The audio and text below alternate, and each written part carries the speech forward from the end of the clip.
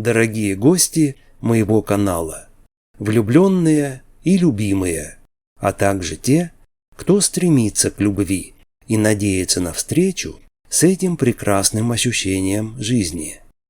Приветствую вас на канале психолога Юрия Томина «Классики любви. Популярная психология любви и брака». В предыдущей лекции мы рассмотрели широкий спектр идей и экспериментов, нацеленных на кардинальное решение полового вопроса. От раскрепощения сексуальной связи и подготовки к большой любви в сеансах эротической дружбы до уничтожения сексуальной дикости человека с помощью технических новинок и медитативных практик выхода на одухотворенные орбиты секса. В этой 12-й мини-лекции мы познакомимся с наиболее живописным участком жизненного пути любви, на который вступают влюбленные пары, и который одновременно является самым трудным испытанием любви – супружескими отношениями. Мы рассмотрим следующие 5 блоков вопросов: таинство брака, изнанка супружества, брачные перспективы, 2 жизни брака, брак с высоким IQ. Начнем с размышлений над следующим вопросом: как влияет вступление в брак на отношения любви? До сих пор мы рассматривали глубинное содержание любви, беря ее приземленную бытовую сторону, лишь для уяснения тех или иных особенностей самой природы любви. Теперь, через призму наших идеальных карт любовных пространств, можно поближе познакомиться с наиболее живописными участками жизненного пути любви. Из них самым желанным выступает брачный союз мужчины и женщины, который одновременно является и самым трудным испытанием любви.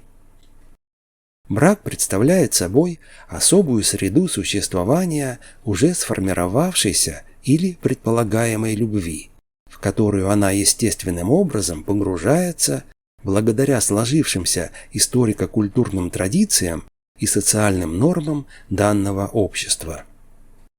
Институт брака и возникающий на его основе семьи многогранен и охватывает все стороны жизни людей, ее материальную составляющую, включая общий кров, совместное ведение хозяйства, обеспечение семейных доходов, наследство и его распределение, вопросы семейной иерархии и принятия решений, принципы и правила воспитания детей, атмосферу нравственных ценностей в семье и градус теплоты семейного очага.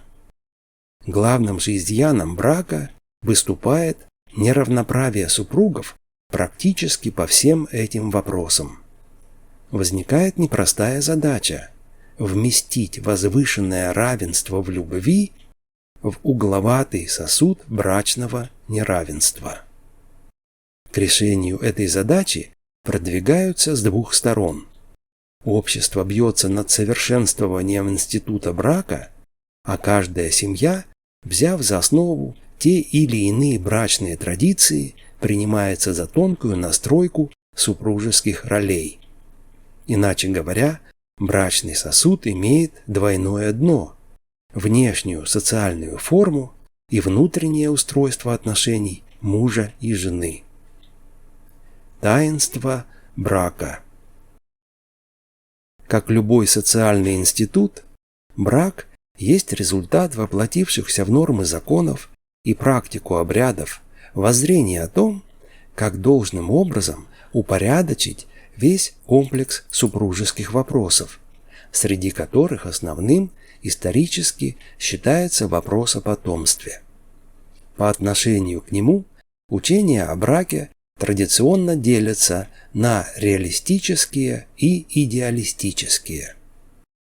В реалистических концепциях брака, отмечает теолог Троицкий в работе «Христианская философия брака», его причина и главная цель определялись как обеспечение потомства для продолжения своего существования или не просто для продолжения отдельного индивидуума, а целого рода, а также для служения богам и Отечеству. Кроме того, в браке достигается упорядочивание инстинктов, взаимная поддержка и забота, удобство совместной жизни. В идеалистических учениях о браке подчеркивалась его роль как средство, обеспечивающего стремление к развитию, совершенствованию и полноте бытия.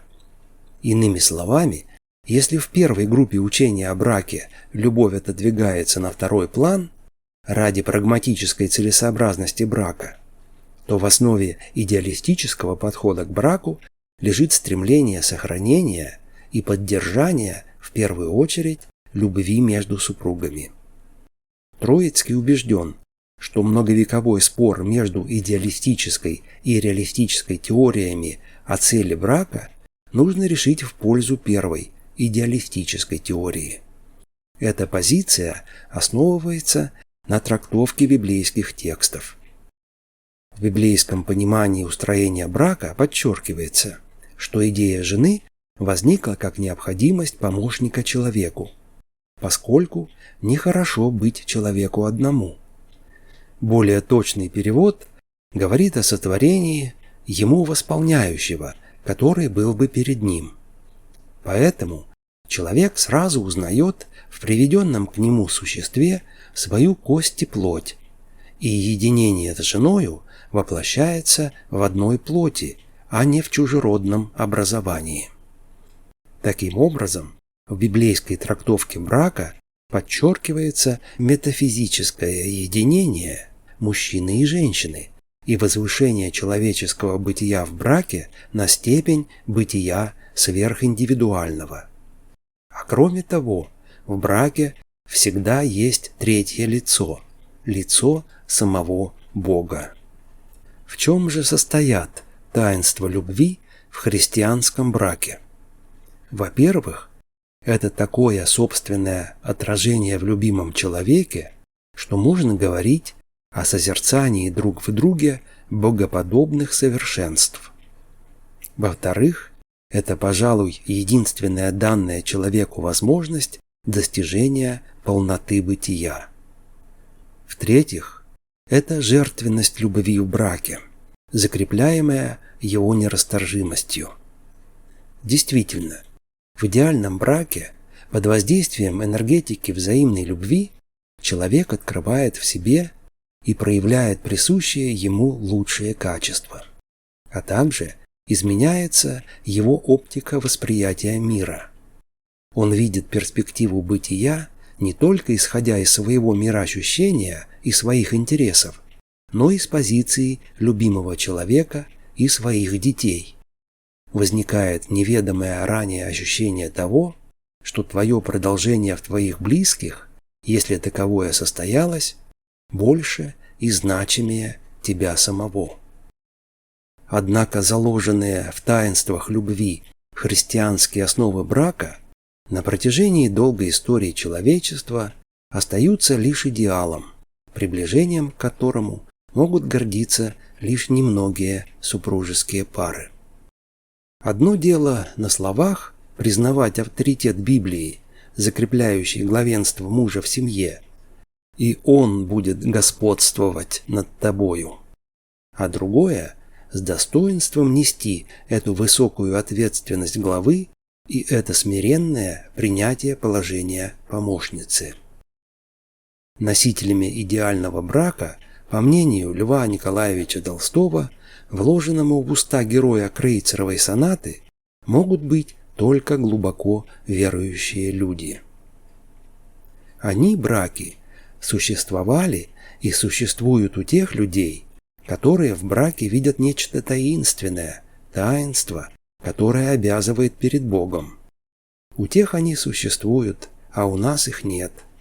У нас люди женятся, не видя в браке ничего, кроме совокупления, и выходит или обман, или насилие. Когда обман, то это легче переносится. Муж и жена только обманывают людей, что они в единобрачии, а живут в многоженстве и многомужестве. Это скверно, но еще идет. Но когда, как это чаще всего бывает, муж и жена приняли на себя внешние обязательства жить вместе всю жизнь и со второго месяца уже ненавидят друг друга, желают разойтись и все-таки живут, тогда это выходит тот страшный ад, от которого спиваются, стреляются, убивают и отравляют себя и друг друга. Обобщая рассмотрение фундаментальных основ брака, наверное, можно поразмышлять и о том, что в браке одновременно решаются две разноуровневые задачи. Сверхзадача брака состоит в сбережении и недопущении гибели любви, а задача минимум – это недопущение духовной, а порой и физической гибели самих супругов, к которой может привести неизбежная в браке борьба полов. Изнанка супружества. Современный институт брака есть результат компромисса, а порой и жестокой борьбы религиозных и светских взглядов на супружество и семейные отношения. История знает самые разнообразные, подчас экзотические формы брака, например, русское тайнобрачие, когда венчание осуществлялось в обход закона. Брачные обычаи находятся в состоянии постоянного приспособления к меняющимся условиям общественной жизни, а на крутых поворотах истории возникают параллельные браку альтернативные формы союза мужчины и женщины. По-видимому, не случайно у Льва Николаевича Толстого трагическая история свободной любви героини романа Анна Каренина развивается на фоне потери общепринятых ориентиров в вопросе брака. Французский обычай родителям решать судьбу детей был не принят, осуждался. Английский обычай совершенной свободы девушки был тоже не принят и невозможен в русском обществе. Русский обычай сватовства считался чем-то безобразным. Над ним смеялись все, и сама княгиня. Но как надо выходить и выдавать замуж, никто не знал. Собственный же опыт княгини Щербацкой, которая сделала для своей дочери роковую ставку на выгодную в плане светского успеха партию, сводился к замужеству по сватовству.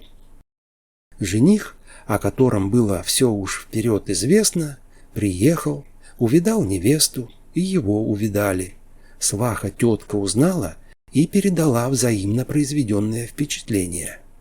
Впечатление было хорошее. Потом, в назначенный день, было сделано родителям и принято ожидаемое предложение. Все произошло очень легко и просто. Кризис традиций устроения брака к началу последней четверти XIX века отражал назревающий прорыв целого ряда глубинных противоречий, заложенных в скрытой за благопристойным фасадом супружеской жизни борьбы полов. Острота этих вопросов привлекла внимание выдающихся умов человечества. Исследование борьбы полов Гретта и Майзель-Хесс, о котором мы уже упоминали, представило безотрадную панорамную картину того, насколько несовершенны, притворны и унизительны реалии брака. Лев Николаевич Толстой в крейцеровой сонате стремился понять причины, по которым Позднышев, женившийся по любви и намеревавшийся устроить идеальный брак, заканчивает ненавистью и убийством своей жены. В сложном клубке несовершенств, которые превращают брак в или обман, или насилие, по глубокому убеждению Позднышева сплетены иллюзорные фантазии влюбленности, прикрываемые блестящими нарядами, увеселениями и праздностью разжигание похоти, испорченность мужчины до брака, убивающая естественное, чистое отношение к женщине и практическая невозможность сохранить любовь как исключительное предпочтение одного или одной перед всеми остальными на долгое время. Последнее вытекает из двух очевидных обстоятельств. Невозможно случайным образом встретить идеально подходящего партнера. Так же, как не может быть, чтобы в вазу гороха две замеченные горошины легли бы рядом. Природе человека свойственно пресыщение, которое может победить любовь. Любить всю жизнь одну или одного – это все равно, что сказать, что одна свечка будет гореть всю жизнь. Однако есть и более глубокие причины ожесточения супругов друг против друга. Эти причины, как считает герой крейсеровой сонаты Познашев, заключаются во властвовании женщин и в животных излишествах половой страсти. Женщины рано или поздно восстают против своего положения как предмета чувственности, лишения их прав выбора, которым обладают мужчины, и неравенства в половом общении. И используют чувственность, чтобы возместить свои права, но заходят так далеко, что приобретают страшную власть над людьми. Другая пружина скрытого унижения срабатывает как протест человеческой природы против животного, которое подавляет женщину в результате необузданной половой страсти мужчины. И в том, и в другом случае действует один и тот же принцип накопления скрытой неудовлетворенности и проявления ее в самых неожиданных формах и обстоятельствах с целью восстановить равновесие, качнув маятник в другую сторону, хотя бы и ценой разрушающего любовь и брак конфликта. Эти фундаментальные причины, заложенные в естественном неравноправии мужчины и женщины, неочевидны и скрыты в момент неизвестно откуда берущегося озлобления друг к другу и удивительным образом возникающей ненависти. Догадаться об истинных причинах постоянно повторяющихся беспричинных ссор разумом, теряющимся от неожиданности враждебного отношения близкого человека, практически невозможно. А можно ли предусмотреть и предупредить опасное накручивание нерва неудовлетворенности неравноправным положением супругов, чтобы обеспечить выживание любви в браке? Посмотрим вначале, что делается в этом плане на внешней стороне брачного сосуда. И что нам сразу бросается в глаза? Феминизм. Познакомимся с ним поближе, обратившись к основным итогам его вековой истории. Брачные перспективы. Основными достижениями активной борьбы женщин за свои равные с мужчинами права в обществе и браке являются свободная, независимая, одинокая женщина, ищущий спутницу жизни одинокий мужчина и долгосрочные отношения со взаимными обязательствами. Сравнительные исследования показывают, что наименьшим уровнем физического и эмоционального состояния отличаются замужние женщины. Затем следуют одинокие мужчины, потом одинокие женщины, и лучше всех себя чувствуют женатые мужчины. Если эти оценки верны, то можно предсказать следующие тенденции на ближайшее будущее. Женщины будут стремиться избегать замужества и обеспечивать свою независимость, а мужчины будут стремиться к браку, но поле выбора партнера будет сужаться. В целом, брачные перспективы довольно мрачные. В современных обществах долгосрочные отношения вступают в конкуренцию с браком. Поскольку, в отличие от брака, сложно однозначно сказать, в каких отношениях находится та или иная пара, разрабатываются различные критерии, по которым можно судить о характере отношений. Эти маркеры отношений с обязательствами довольно любопытны, поскольку они явно говорят о том, что в браке негласно подразумевается. Например, в американском обществе пары, отношения которых представляют аналог брака, имеют ключи от совместного жилища, делают покупки с учетом запросов партнера, вместе проводят отпуск, говорят о своих телесных функциях, вместе планируют будущее, делятся паролями в аккаунтах, проявляют заботу друг о друге, принимают решения с учетом интересов партнера. Показательно, что в этом перечне линий связи партнеров отсутствует линия потомства. По сути, долгосрочные отношения со взаимными обязательствами представляют собой более обстоятельный вариант свободного союза мужчины и женщины, о котором родили идеологи феминизма. В отличие от брачного союза, такие отношения легче прекращать, в первую очередь формально и экономически. Но этого нельзя сказать относительно облегчения душевных страданий при расставании, если исходить из точки зрения, что природа человека и любви остается неизменной. Если же предположить, что новообразования социума влияют на душевную жизнь человечества, то будут постепенно формироваться установки на уменьшение страданий при разрыве отношений. Одним из очевидных способов добиться минимизации ущерба от любовной травмы является снижение накала любви в момент ее возникновения, что в перспективе будет означать вступление в отношения с обязательствами в отсутствии любви. Результаты американских социологических опросов показывают, что в браке находится только половина жителей старше 18 лет. Возраст вступления в брак увеличивается и составляет 30 лет для мужчин и 28 лет для женщин.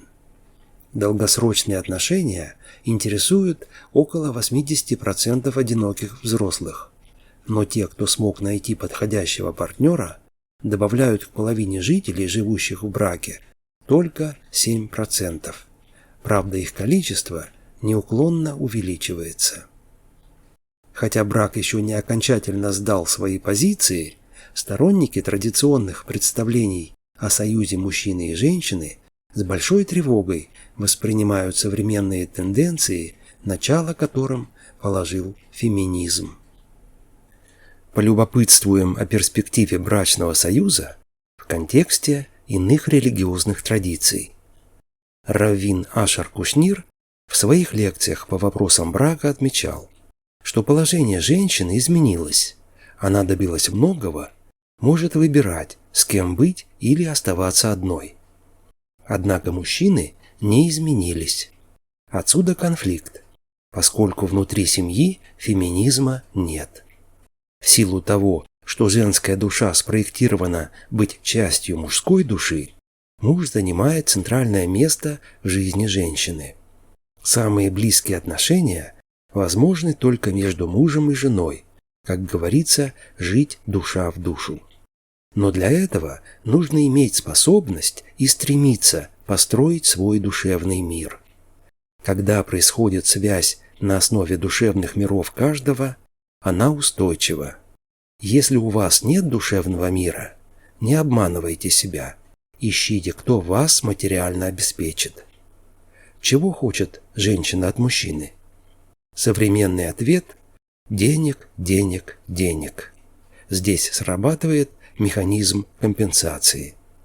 На самом деле, подчеркивает Ашер Кушнир, женская душа, как она сотворена, хочет любви, внимания, теплоты, ласки, семьи, связи с мужем. Исламский философ Гейдар Джемаль считал, что преодоление извечной борьбы полов возможно на пути исламской модели семьи, которая устанавливает не мир, но успешное перемирие. В этой модели реальные отношения строятся на учете интересов сторон. Женщина хочет защиту, материальные права для себя и детей. Мужчина заинтересован в том, чтобы женщина продолжила его род. Чувства, романтика, любовь уводятся на второй план, но не отбрасываются совсем. Если нет любви, то можно разойтись, но с условием обеспечения жены до нового замужества. Возможно, с учетом того, что человек – слабое существо, разрешается многоженство. Примечательно, что согласно опросам, основным препятствием к принятию еще одной супруги мужа является ревность, которая побуждает женщину искать изъяны у другой жены. Приверженцы традиционных взглядов на брачный союз находятся в явном меньшинстве, и общество продолжает свой масштабный эксперимент в поисках формата идеального союза мужчины и женщины. К сожалению, эти поиски лишь в малой степени опираются на достоверные знания, в том числе и потому, что достижения науки в этой области скромны. Тем не менее, стоит познакомиться с одной из концепций брачных отношений, предложенной основателем аналитической психологии. Две жизни брака. Согласно Карлу Густаву Юнгу, в браке можно выделить две стадии или две половины жизни. В первой половине жизни преобладают бессознательные процессы. Выбор партнера обычно осуществляется на основании бессознательных инстинктивных мотиваций. При этом предполагается у другого наличие такой же психологической структуры, что и у самого себя. Соответственно, влюбленные ощущают гармонию и бессознательное единство. А погружение к бессознательному означает приобщение к морю творческого изобилия и переживание сверхсилы божественного, которая стирает и поглощает все индивидуальное. Во второй половине жизни вино перебродило и начинает светлеть. Увлечение превращается в обязанность, желание становится долгом, воля синхронизируется с бессознательными мотивациями, познается собственное своеобразие. Вступление во вторую половину жизни дается непросто, не сразу, ценой сильнейших потрясений.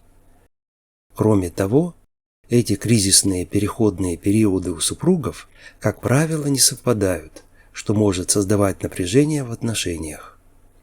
Но гораздо интереснее для нас другая проблема, которую Карл Густав Юнг видит во взаимодействии супругов на этой стадии их отношений. Он рассматривает ситуацию, когда, условно говоря, духовный объем личности одного из супругов больше и многограннее другого.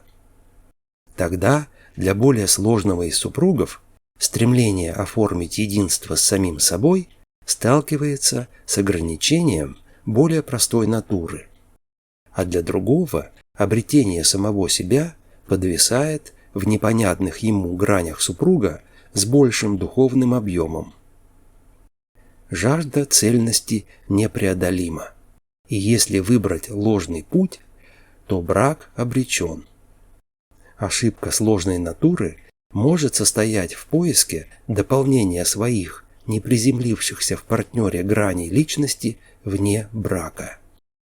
А то, что называют хуже, чем ошибка, более простая натура может совершить из-за своего упорного желания поставить на колени другого и заставить его признать и убедиться, что его стремление к единству является всего лишь детской и болезненной фантазией.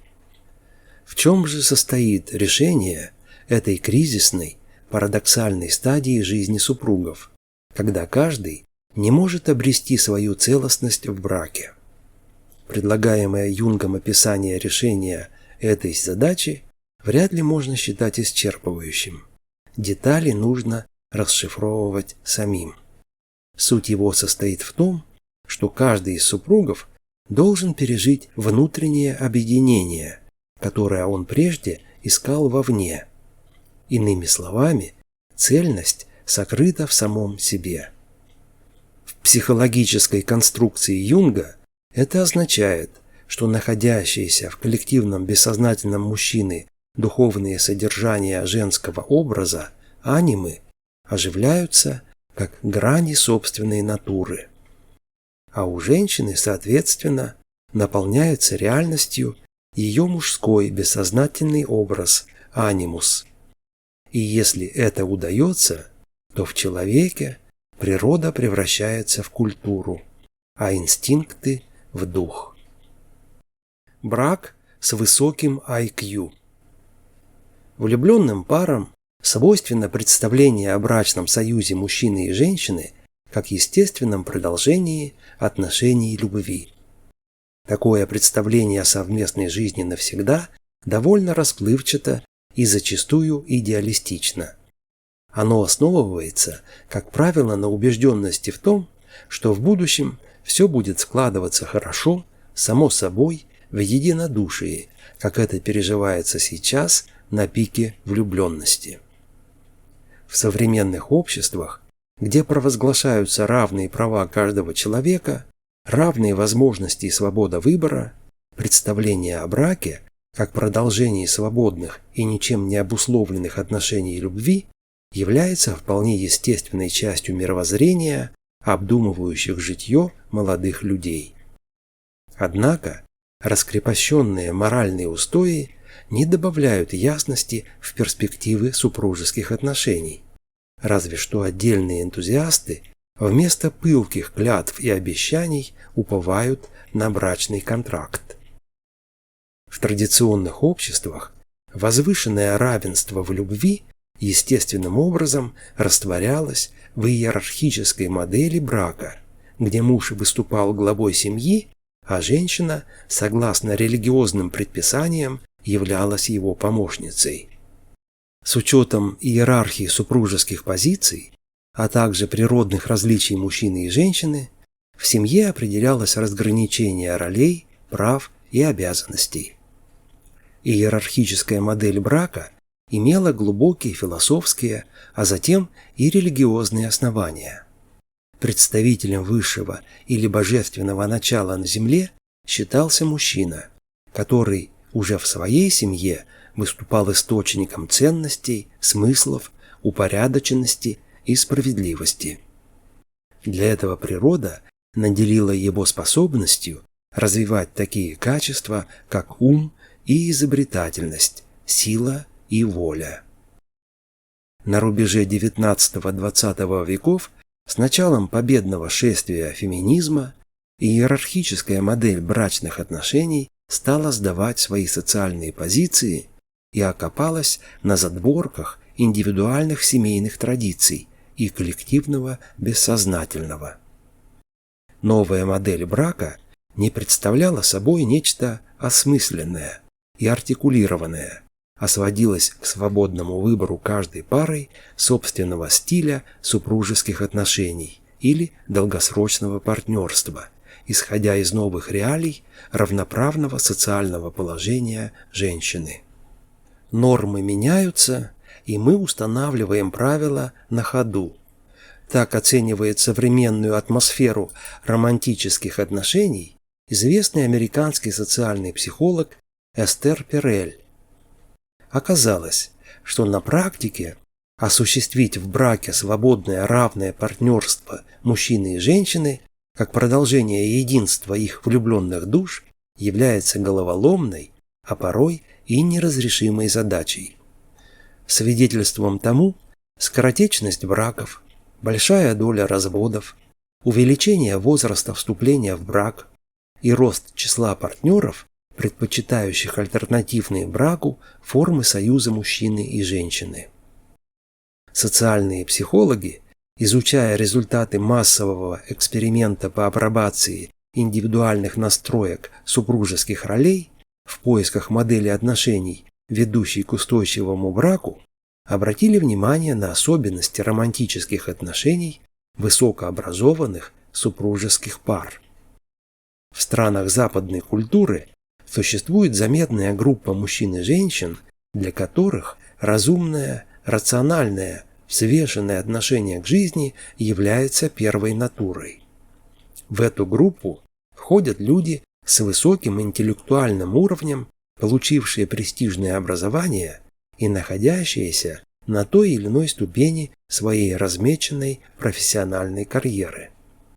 Это состоявшиеся в жизни люди, которые занимают лидирующие позиции, управляют другими людьми или влияют на их поведение.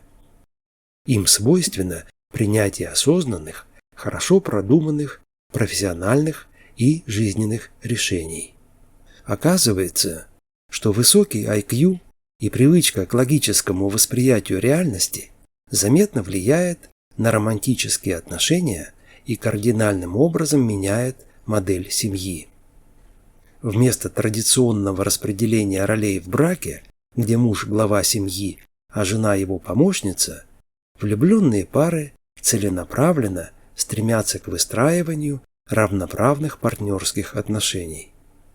Познакомимся поближе с моделью брака равных партнеров, формирующейся в высокоинтеллектуальной среде. Результаты исследования этой модели брачных отношений представлены в книге американского психолога Шоны Ховард Спрингер «Брак для равных.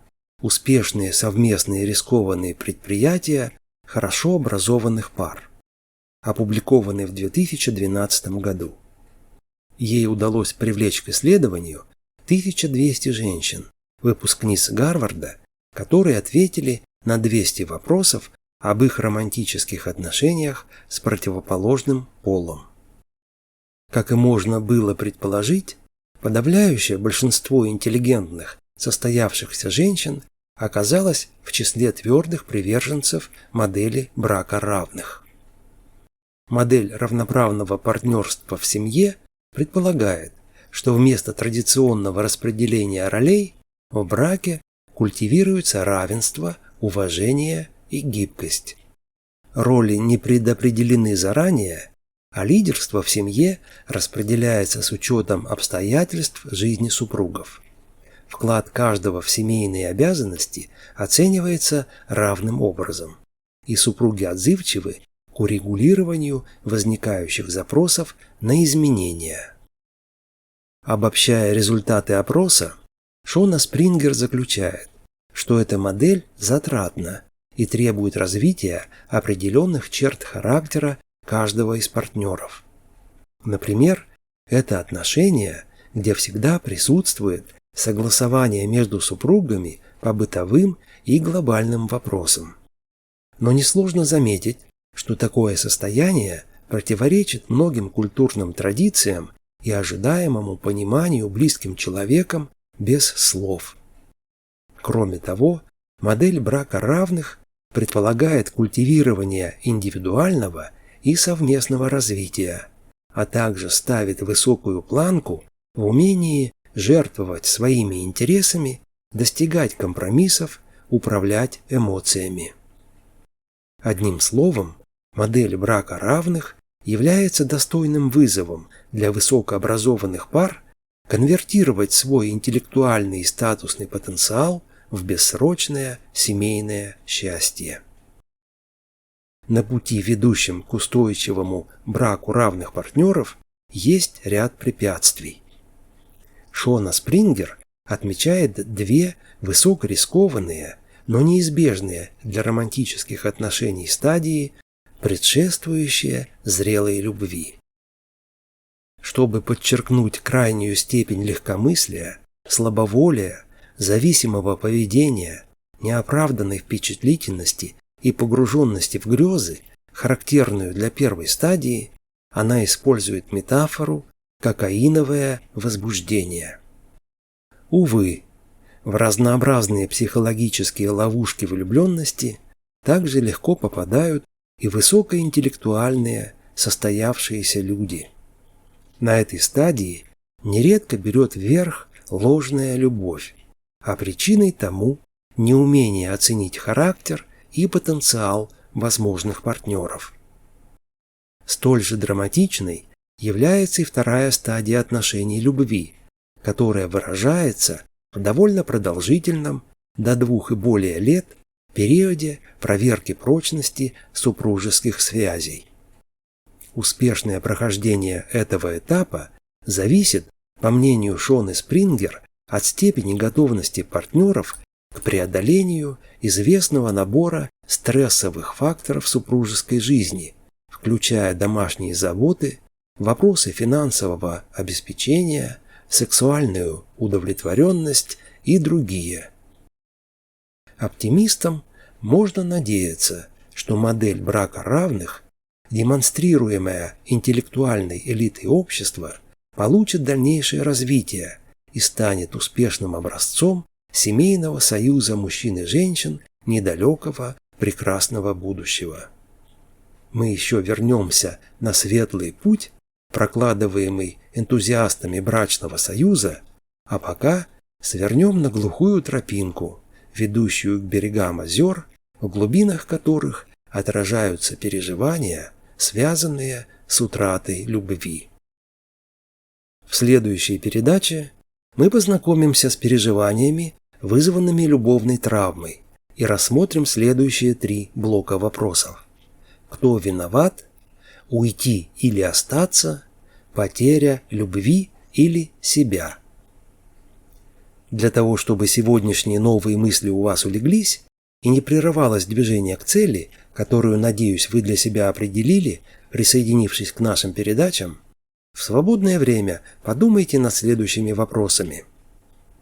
Согласны ли вы с Познашевым, что женщины используют чувственность, чтобы возместить свои права? Можно ли надеяться, что модель брака равных станет образцом семейного союза недалекого прекрасного будущего?